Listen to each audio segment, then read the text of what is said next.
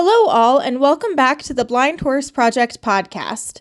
For those of you just joining, the Blind Horse Project aims to bring awareness and education about our equine friends after they lose their eyesight. In many rescues across the USA, if a horse is brought in that is blind, they are immediately put down without thought of rehabilitation or being put back to work. Similarly, most equine boarding facilities, which is how the majority of people house their horses, do not accept blind horses for board. And oftentimes, when an owner's beloved horse goes blind, the first thing they hear from the professionals and the people around them is often the recommendation to put their horse down. The Blind Horse Project aims to bring the happy actual reality to light in the public eye, that our horses can far more easily adjust and thrive than we give them credit for. We argue that our horses do not need to be euthanized after they lose their eyesight, and that once adjusted, our blind horses can come back to work as family horses, as competition horses, and even as therapy horses. We argue this by bringing the little-known but large community of blind horse owners into the limelight and give them a platform to share their journeys with the world. This is the Blind Horse Project podcast. Today, we are joined by Sammi, who shares an amazing story with her long-term equine partner, Lakota. Hi, Sammi. Thanks for joining us on the Blind Horse Project podcast to share your journey with us today. How are you doing? I'm doing great. How are you doing? Oh, I'm doing fabulous. You know, the normal horse owner farm stuff. It's a bit of a dreary day out here. Yeah, it is here. Very cloudy. Sounds about right. So can you tell... Oh, goodness, my voice. So can you tell us a little bit about you and your lovely mare? So Lakota is turning 23 next month. She is, which would be March 14th. She's a double registered paint pinto. She's about 15 hands. She used to have 2 blue eyes, now only has 1. She's actually one of the least moody mares I've had. She still does have her moments. I'm currently 25, turning 26 this year, and I have had her since 2014. I would have to do the math on that, so I want to say I was 14 or 15 at the time, somewhere around there. Okay, and how did you come to own Lakota? So Lakota is my third personal horse. I've been involved with horses since I was in 2nd grade, which is when I started taking riding lessons. She was kind of a accident in a weird way, in a happy way. My father and I actually went to look at a totally different horse at a barn that was maybe, I want to say 45 minutes from our home. And this barn was notorious for, if you didn't buy the horse, they were going to get shipped out to the slaughter facility. So we went to look at this beautiful gray mare who was fat and slick and shiny and had no issues. And as my dad was handing this gentleman the cash, I saw this poor, skinny looking malnourished thing in a corner of a stall all by itself. And I was like, no, I think we should take that one. And my dad was like, that's insane. You know, what are you doing? And I was like, I need to see that one. So we got her out. And I did ride her for about 5 minutes. I really didn't want to ride her because of how thin she was, but I did want to make sure she was broke. She tried to buck me off within about 30 seconds. And my dad still thought I was nuts. And I said, nope, we need this one. The only thing about her that was off was that on her left eye, there was this, what looked to be just a cut. It started on the top of her eyelid and kind of like went down to where our cuticles are and then went down to the bottom. And the gentleman told me that she came in like that. She banged it on the trailer, or she banged it on the, whatever in the stall. And me being a trusting child, and my dad didn't really know that much about horses, was like, okay, sure, that sounds legit. We'll take her. Just something about her. I was like, I need her. I just felt this immediate connection. Okay. All right. Yeah, that's definitely it. And sometimes, I know it's not scientific or whatever, but my own personal belief is that when you know, it's a gut feeling. You just know. Right. Okay. So then when you took Lakota home, kind of what happened after that? So back then I was living in Florida, and we were living on I think we had half an acre of land. It was me and my mom, my dad. I'm an only child. So we had to board her. We found a place that we thought was going to be great because it was literally maybe 10 minutes down the road. I'm the type of person that when I start to do something, I always want to see it through. So I was like, I'm going to go see this horse every single day. It had been my dream to get a horse this close to home. All the other ones we had been much further away. I couldn't see them as often. So I thought this was great. I was like, we're just going to give her, put her on a refeeding program, UC Davis probably, and we'll get her all straightened up. We'll put some Corona ointment on that eye. It'll be good to go. After getting her in the trailer, which was a whole ordeal in of itself, I want to say it took us 2 hours to load that horse. And it was not, I'm bucking and I'm being a jerk because I'm just misbehaving. It was, I am so terrified. I mean, you could raise your hand because she had two eyes at this point to either side of her face. And you could see that she would pull away like, oh my God, they're going to hit me. That was my first clue that something wasn't right. He'd given us a story about her that didn't really add up, but it is what it is. So we got her back, got her settled into that facility. And within the first week is when I was really noticing, I was like, this thing on her eye, this is not normal. It wasn't, it was starting to seep pus and it wasn't acting like, just a normal cut. So we had the vet out, which was a plan anyway, because she was due for some shot, probably rabies she wasn't up to date with. So we had the vet look at it anyway, which I thought was just going to be, hey, she's got some red infection, give her this for a couple weeks. She'll be good as new. And so I want to say he looked at her eye for like 30 seconds and he goes, yeah, she has squamous cell carcinoma and she's almost 600 pounds underweight. Your best bet would be to just euthanize this horse. And me being, 14 or 15 at the time, I was like, no, I've had this horse for a week. I'm in love with her. I can't do that. Which my parents loved him to death. They were like, we're just going to cut our losses. And I was like, no, I have to help her. I have to try. So let me think. I want to say the first treatment we tried was once a month. The vet was coming out with this machine that had like a cryo freezing thing. And it was a mist that would come out of it. And it was very cold to the touch. And it was literally freezing the outside of the tumor that was growing on her eye. And we did that for probably close to 6 months before I was like, we need to maybe try something else or, this is not helping. Throughout this time, it became obvious that not only was she having this issue with this skin cancer, this horse was afraid and reacting of fear to humans. I could not take a hose to her to bathe her for like 2 months. She was afraid of the hose, afraid of the water coming out of the hose. She was extremely, extremely green broke, and that's probably being generous. Basically, we had to start from square one. All I could really do was get her fly mask on, which she wore every day since I've got her. And she used to hate it. Now she loves it. And get a halter on her. And that was all we could really do. So in between these treatments that I was hoping was the right thing to be doing for her was a lot of groundwork and, getting to know each other and doing joint up exercises and teaching her this is a bit, and this is okay, and this is a saddle, and, we're going to have a partnership and we're going to be a team. And she was, God bless her, she's so sweet. Even though she was so thin and you could tell she was not at 100%, she does not have a mean bone in her body. She never struck me, tried to kick me, tried to bite me out of frustration. She has always been so calm and just I want to understand what you're telling me, but I need a little bit more time. And I think that's why I love her so much is because to this day, I can take her to any new thing. And she's never going to be like, oh my God, I have to get away from this. It's almost like she's like, okay, help me understand this and it'll be fine. So the refeeding was crazy. That was obviously a lot of money. And this was back in 2015-ish. So feed was much less than it is now. She was on alfalfa cubes and pellets and good quality hay. And we started her out on senior grain because we were trying to get her to pack that on. I mean, you could see her ribs and her hip bones sticking out. Her shoulder bones were sticking out.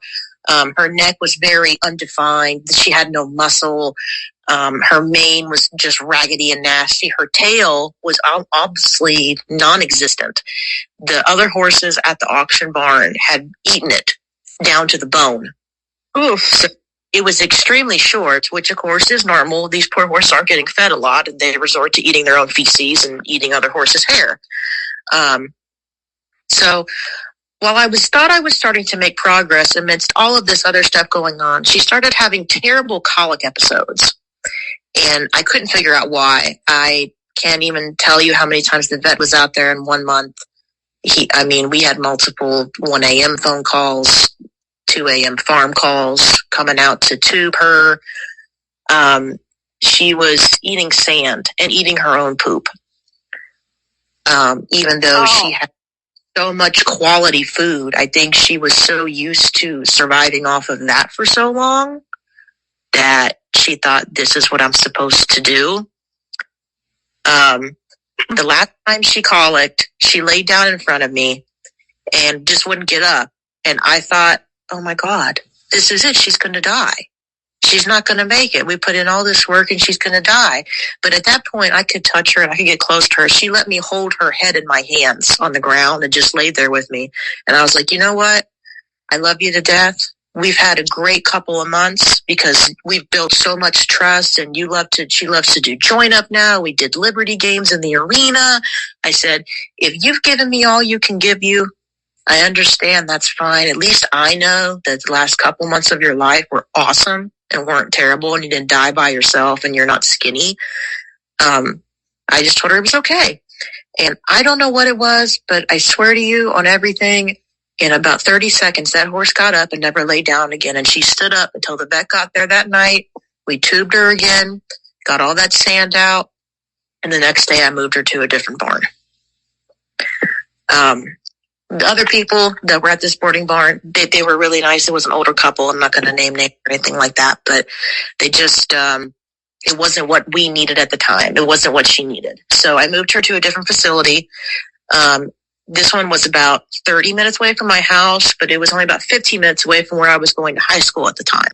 So it still worked out. I could just head down there after school and then go home. She flourished at this new place. She had a real big, nice pasture all to herself. Owners were very nice and knowledgeable, bigger stall. And it was, you could just tell that the environment was better for her. And that's when we really started to focus on the cancer again. We got her up to a pretty good weight, and, it wasn't a worry of any more sand colic or anything. We'd started her on the sand clear, and she's getting all her food. It's very mashed up. I wet everything to prevent choke. Everything's going through. So we started to go, okay, well, this thing on her eye is still growing. And it got to the point where, I don't know if this is everywhere. Every state I've lived in, the vet always has a white truck. I don't know if that's everywhere, but it got to where when she would see a white truck pull in, she would leave. She was like, oh no, those people are here again. It's going to hurt my eye. And I'm sure it did hurt. So we tried the cryo for almost 2 years. It got to where she was having a session every 2 weeks, which of course is very costly. That wasn't working. So then we moved on to trying to do this. It was a salve treatment. It was like a cream. I couldn't touch it with my hands. I had to put gloves on, but yeah, we're rubbing it on her very sensitive skin. I tried that for a while, and it was like a losing battle. Some days I would say, oh, it looks a lot better today. And then, the next day I'd be like, no, it's flaring up again. So in 2016 was when I finally said to myself, I was like, we had to make a decision because this is not fair to her to keep having these treatments done. And if in 2 years we're not improving at all, I feel like we need to look at something else. Not only are we wasting resources, but she's hurting, and there's no reason for it because she had still this whole time maintained her very calm and sweet, gentle attitude. We were riding a lot more now. We had started doing barrels, which was one of her favorite things. And that's what I used to do on my other horses. I loved it. But that cancer, it was fierce. And and you could tell it was hurting her. She was a horse that anytime you entered the barn, her head was coming out the stall and she was nickering. I mean, she was just happy. And of course, I came out every single day. If I wasn't at the barn, it was because I was deathly ill. I was out there every single day. That was my baby. So I talked to my vet and I was like, hey, what do you guys recommend? Is there, any more research that's been done or, whatever? Because evidently, just like I've heard from you and other people, blind horses and removing an eye is not very common in a lot of places. Most people just either discard the horse or I guess don't do anything about it. So he said, we can try enucleation. I think that's how they call it. And then he told me what that was. It's a very simple procedure. It takes about 10 minutes. We just remove the entire eye. I was like, okay, well, how much is that? We went over that stuff. And my biggest concern was this horse was, at the time when I bought her, let's see, Coda was born in 2002. So she was around 12 or 13 when I got her. So she had full vision in this eye. Both eyes had full vision. So my biggest thing was, is this wrong for me to take a horse who's lived close to half its life with total full vision in both eyes and just take that from her? Even though her other eye was very painful, she could see out of it perfectly. The cancer was just on the eyelid and around the eye. It was not infecting the actual eyeball and her vision. And I was like, is this wrong? Is she going to wake up and be like, oh my God, I can't see, and start running into stuff? Is it going to change her personality? Is she going to become scared again? Are we going to go, 20 steps back in all the work that we've done? That was my biggest issue. If she would have already been blind in that eye or, would have had minimal vision, it wouldn't have been such a big decision. But I just felt like this is something that I have to do. I can't ask her what she wants, and I'm advocating for her. So what's the best option? So I can't tell you how much research I did, which, again, because it seems like this isn't as common, I couldn't find a lot. But after consulting with my vet and a lot of vets at equine hospitals, I decided that it was the best shot she had, especially because knowing she had the cancer when we got her, and now it's progressed at least 2 more years, so who knows how long she had it before we took her home. The vet's concern was, is this cancer in the bone? Has it dug down into her skin, and is it in the bone? Is it wrapped around stuff in there that's going to make it so that even if we take this out, we can't get it all? It's going to kill her anyway. So I was like, let's just do it. So we took her to the vet. Another huge trailer loading thing was made so smooth. I got a wonderful gentleman that I worked with down there with training, and what usually took me 2.5, 3 hours was done in about 10 minutes. She walked right on as if she knew we were going to help her. So the procedure was done in the stocks. She was sedated, but not knocked out, and she stood up the whole time. And I want to say it probably took 10 minutes. It was extremely bloody. I did take pictures of it because I'm one of those weird people that loves that sciencey stuff. But I stood there the whole time. My mom went and stood in the office because she thought it was gross. I was like, I can't leave her. If something happens, I have to be here. She has to know I'm here. So I stood there the whole time, and they got it out, and the vet was like, great news, we got it all. We can tell. However they can tell, he said that he got it all. And I was like, oh, this is so great. This is awesome. So they sutured her up, and I thought, and I don't know why I thought this, I thought that they would cover her socket with a skin flap and it would just be flat there. I didn't realize after they took the eye out that it would be just an empty socket. So that was kind of odd to get used to. But it is what it is. So I want to say she stayed 3 or 4 days at the vet after that. She had a little bit of problem with blood clotting, but eventually we got that down. And they told me to flush it out once a day with the hose and to use that silver lining spray to just keep bugs off of it and stuff because it's waterproof. And then she was taking oral antibiotics, but that was it. And I was like, are you sure this doesn't need any more stuff? You don't need to come out, look at it. They were like, the stitches will dissolve. And I was worried this was going to be a huge after surgery thing. I want to say that was healed up in 2 weeks, and it never did anything. I hosed it out once a day and it sunk right in. And it does. It's just an eye socket. It looks like you could put a googly eye in it. And some people do. She still has. Oh, do they? Yeah, some people do for like Halloween costumes and stuff. It's great. Anyway, sorry to interrupt. Oh no, you're good. So the craziest thing is, and I've gotten used to this now, but when some people meet her, it freaks them out.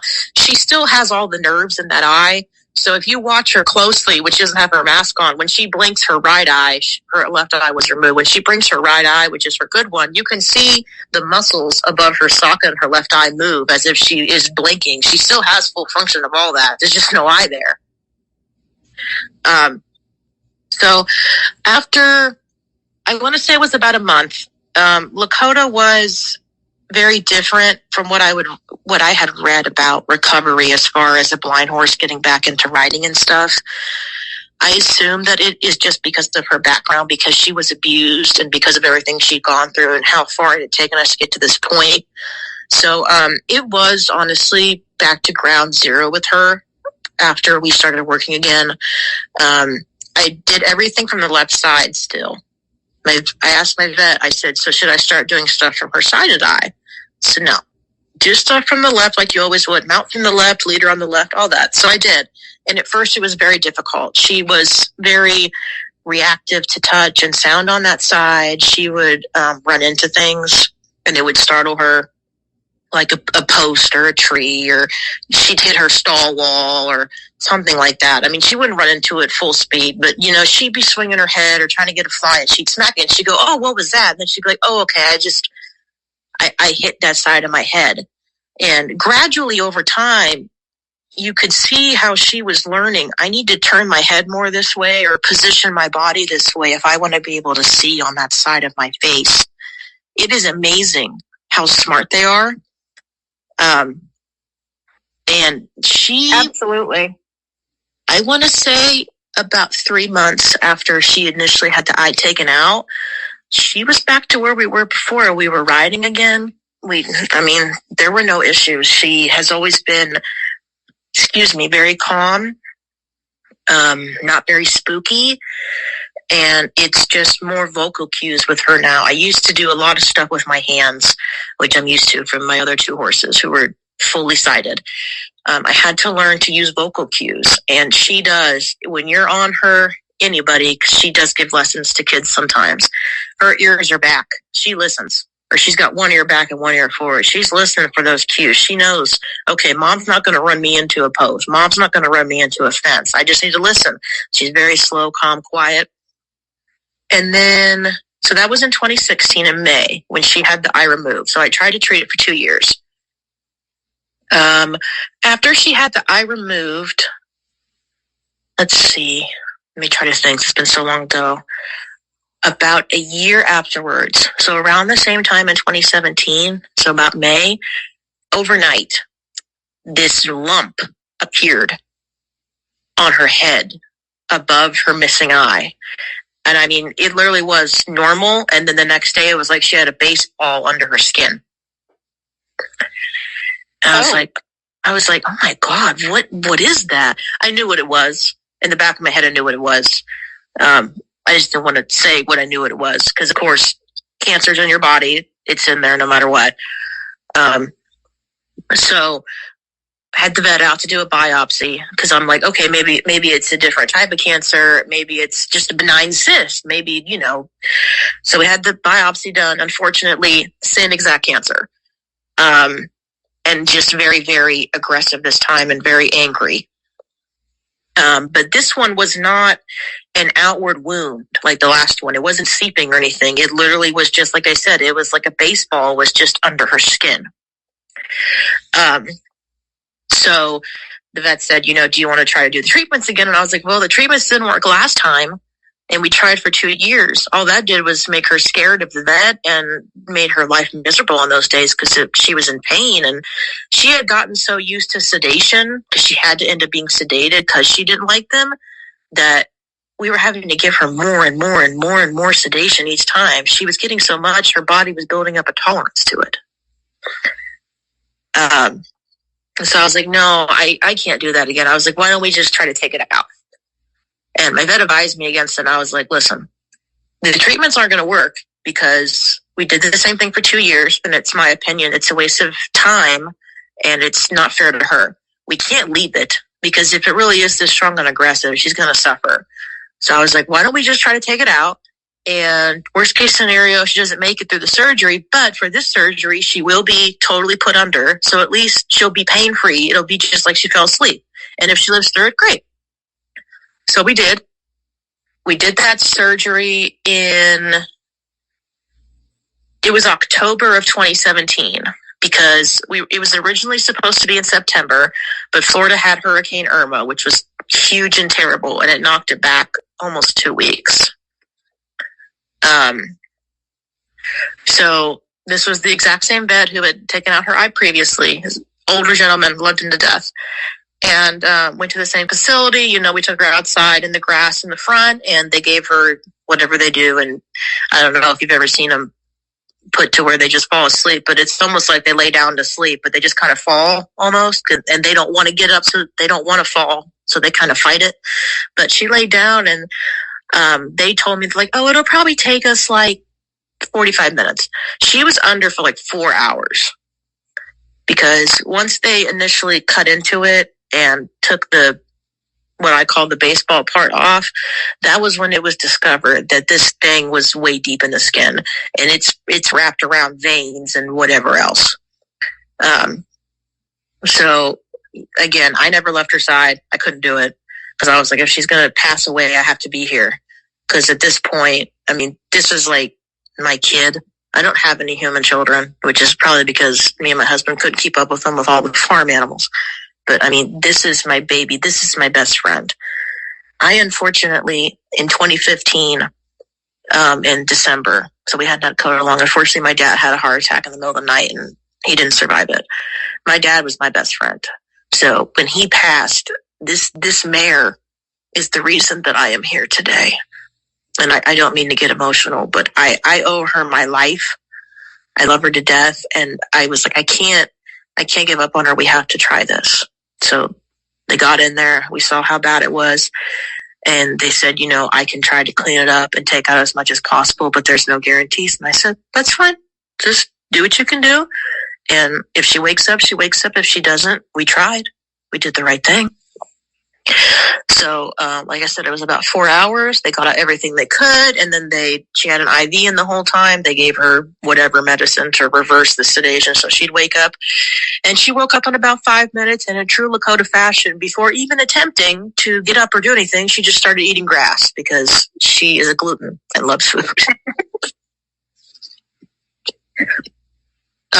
And since then, I have given her something called turmeric, which is an organic powder thing. I get it from India. I get it shipped. You can get it from Walmart and stuff too, but the one I get her is from India because my friend told me about it. I give her a spoonful of that in her grain every day. Honestly, she would probably eat it by itself. It's been known to cure cancer, or at least to help it from the inside out in both animals and people.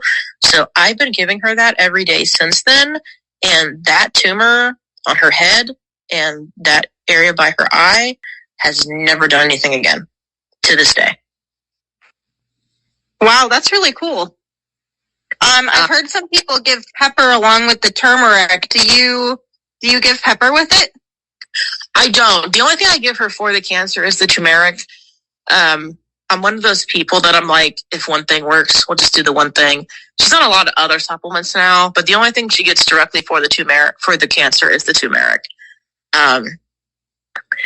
When she lost her eye, we did barrel race for a little bit longer, but I got to where we were hitting barrels constantly, and it just came down to she just could not see it. And even with my leg cues, because she used to love to run barrels. I mean, she was one of the horses. She would be very calm, but as soon as she saw that pattern set up, she was like, all right, it's time to go. It's time to work. We're going to do it.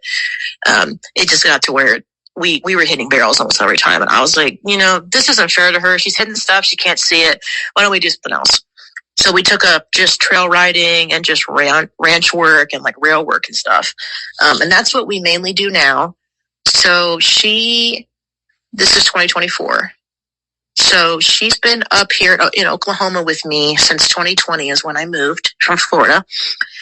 And since then we have done quite a few shows here and some little play days and stuff. And she's still the same horse. She still takes everything new in stride. We did 2 Oklahoma buckskin national shows last year, one in October. Of course, I enter her in all the color classes because she's beautiful. And Mr. Terry Bradshaw was there, and he had a lot of yearlings in there for the futurity thing. I think that's what they call it. So the only class that she actually competed directly with him in was those halter classes, because they allow any age of horse, of course. And she placed 3rd against his horses. And I was over the moon, because I was like, this 23-year-old horse with one eye is smacking him. I love her. She's great. She's a champion to me no matter what. But and our first show of this year is actually this weekend. And I was entering, and it's a very small show. It's more of a warm-up thing, but to have fun is to have fun. So I entered her in the speed events, and I will see. I just told my husband, I was like, we'll just go in there. And like I said, I know her. If she feels the way she used to feel and she wants to go in there and run, I'll let her run. If she just wants to walk that pattern, we'll walk the pattern. It's totally up to her. I just thank God every day that she's still here and that I was able to make those decisions for her, because I've had 2 other personal horses, like I said, and I've worked with hundreds of other horses over my life, which hasn't even been that long. But she is by far the best one. She is the connection I feel with her is almost like to another person. It's as if we can talk without speaking.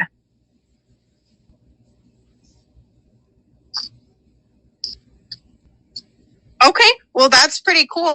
That hasn't been unheard of in horses and riders for sure.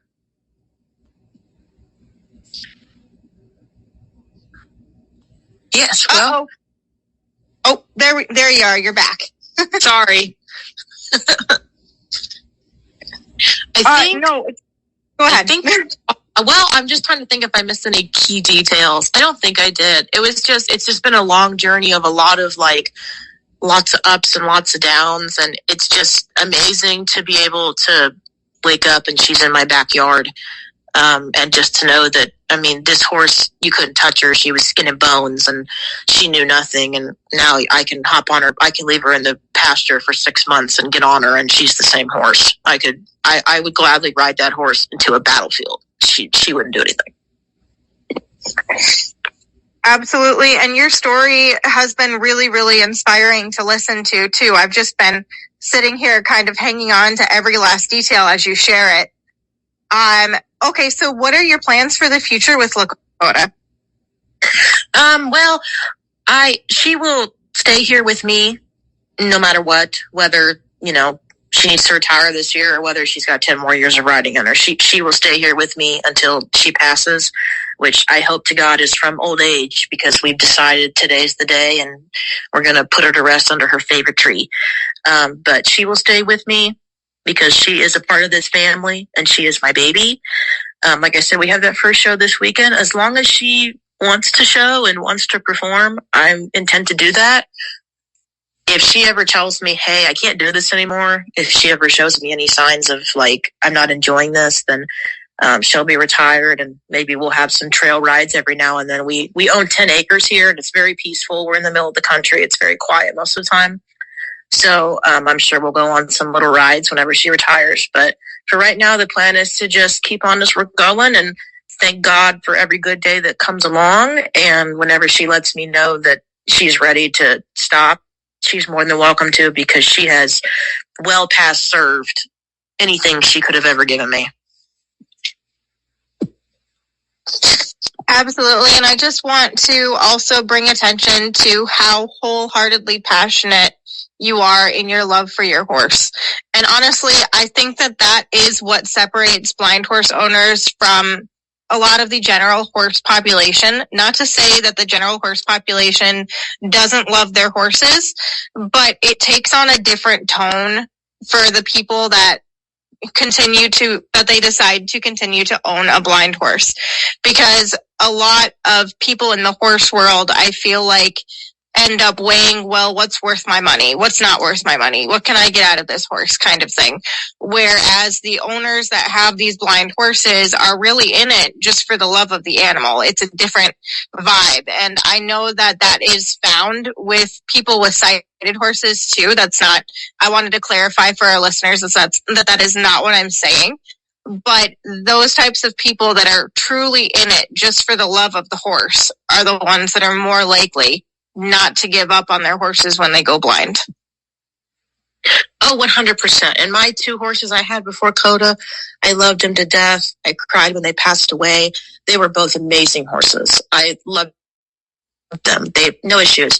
There's just something different about, and I know we've had a long journey, so that's part of it too. It hasn't been all sunshine and rainbows, but just knowing that she trusts me enough, this animal of prey, trusts me to sit on her back and to guide her into unfamiliar places, into a new arena, into a new trailer, into a new wooded place with coyotes and bears and whatever else is out here. And she's calm. She hangs her head and sighs and just toodles along. Yeah, these animals are really, really amazing. I honestly feel like they really are just a blessing to humankind, just in general. And they teach us so much in the everyday life. They teach us humility, humbleness, kindness, all of the things that we as humans could honestly usually use more of. Yes, for sure. She was the best therapy I could have ever asked for. When my dad passed, I spent every day with her anyway after school, but there were many times where I slept in the barn. I just slept in there with her because they're going home. I just wanted to be with her. She just took it away. When I was with her, that issue wasn't happening in my life. And I want everyone to know, if you are ever thinking, if I take my horse's eye, it's going to be a different horse, or we're going to lose that bond. I can't promise for every single horse, of course, but I can tell you that was one of my biggest fears, and that did not happen to me. And it's one of the best decisions that I've ever made for myself and my partner's career. If she still had that eye, if she was even still alive to this day, which I doubt she would have been, I know she would have been in extreme pain. Absolutely. And it's interesting too, because this is a detail on, not to take the attention on the podcast away from you and your amazing journey at all, but it's just interesting because this is something that on the pilot podcast, where I kind of shared a little bit of my backstory with my very first blind horse, it was a detail that I failed to mention on my own. But right after I got my first blind horse, Sir Blinken, who is now completely blind, he came with like 15% vision in one eye. But shortly after I got him, my dad passed on too. He passed from gangrene, from surgical issues that happened every once in a while in a hospital. So it's just interesting. I really feel like there's something soulful about the blind horses and the horses that go through sight issues that is just, horses in general are soulful, but there's a different level to it in the blinds for some reason. There's something there that you just can't really explain. It is. I think it's the trust that you feel with them, that that, and if yours is totally blind, that's even more trust. If you're on your horse's back and he or she is totally blind, they are putting every ounce of their trust in you to guide them. Of course, we all know when they're out in the pasture. Lakota has trees and stuff on her pasture, and she doesn't run into stuff anymore. She hasn't done that since about 2 months before she lost her eye. I know she senses things. We can go over poles and stuff. She knows to lift her foot if they're on the other side or bad side. I know they sense things, but to sit on them and to know I'm cantering, I'm galloping, and they're allowing me to guide them. I feel this bond of trust, and it's amazing. Absolutely. Absolutely. And I totally wholeheartedly agree with that.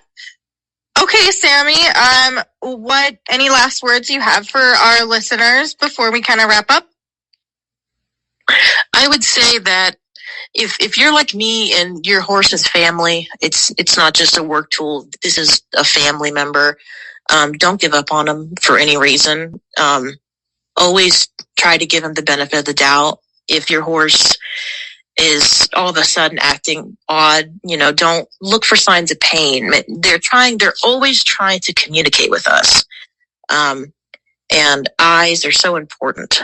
And even though they don't need them, for them to be blessing us with the ability to sit upon their back and to experience life in a whole new way, if you can keep doing that by allowing your horse to have their eyes removed, that's an amazing thing for you to do as an owner, but it will also prolong the life of your horse.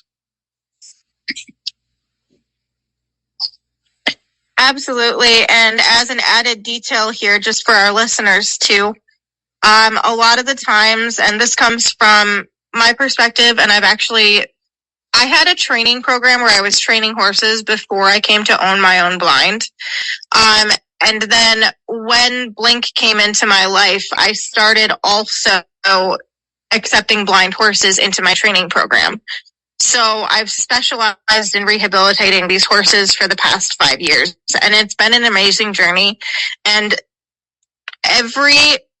so far, every last horse that has come my way has gone home successful. They've been able to be ridden, whether they're fully blind, partially blind, or they only have 15% eyesight loss in their eye. The main change between the horses that I have noticed is what it takes time-wise for them to adjust. So a lot of the times people just don't give these horses the time they need to adjust to the loss of their eyesight. And each horse is different. Some of them take longer than others. For instance, my off-the-track thoroughbred took a year to adjust. It took a year, and that was just how long his progression of the gradual loss of his eyesight came to be. It just kept shifting, and it didn't settle for a year. Right, and you also have to remember, our eyes are, on the front of our face. So if we lose an eye, we still mostly have the vision. All we have to do is turn our head slightly. These animals, their eyes are on the side of their head. To lose an eye, that's 50% of their safety wing there. They can't see, is a predator coming at me? Is something behind me? Am I going to run into something? It's a big change for these guys to lose an eye, to lose half of their vision or whatever. And I think that Lakota at this point, like I said, she's turning 23 next month. I have noticed the last couple of months that I don't think at night she's seeing as well. I don't think it's because she has cancer in the other eye again, which she does have some cuts that have come up, and I do worry about that. But even if she did, I'm not going to put her through any more pain. She'll just live it out. And as long as she's pain-free, she's welcome to stay out in that pasture. But at nighttime, she kind of doesn't walk as fast as she used to. And like if I take her in the barn and it's, daylight outside, and then we go into the barn and there's that big change of now it's much darker when we hit the shadows, she kind of stops now and kind of like her eyes are adjusting. So I definitely think that she is losing some vision in that eye when it comes to the dark now, but she still has never faltered. And if mom tells me it's okay, I'm going this way. And that is absolutely beautiful to hear and inspiring. And I hope our listeners take heart as they listen to your guys' journey, which, again, thank you so much for coming on the podcast today, Sammi, and sharing yours and Lakota's story. It has been beautiful and a wonderful ride, and I think a lot of people are going to enjoy hearing it. Oh, thank you so much. I love to be here, and I love to tell her story. I want her to be a symbol of hope for anyone who's going through anything even remotely close to what she has been through. She is a warrior. She's done more than I ever could have. It's all her. Absolutely. And while I like to lift people up a lot, so personally, I think that both of you are warriors. You never gave up on her, so she never gave up on you. And that in and of itself is probably, honestly, what made this journey possible. It's amazing what horses can do and what we and our horses can do together when we give each other the support that, honestly, mankind has given horses through, and horses have given mankind through thousands of years now. But I think at this point, that pretty much covers it for today. Thank you so much for coming on the podcast, Sammi, and I hope you have a wonderful afternoon. Oh, you too. Thank you so much for having me. Bye. Bye. Thank you to our listeners for tuning in again, and thank you, Sammi, for sharing such a soul-wrenching, amazing journey with us. Best wishes to you and Lakota for future ventures together. For those of you that want to share your blind horse journeys on the podcast or in a highlight reel on TikTok, you can contact us at theblindhorseproject@aol.com or look us up on Facebook. Thanks, everyone!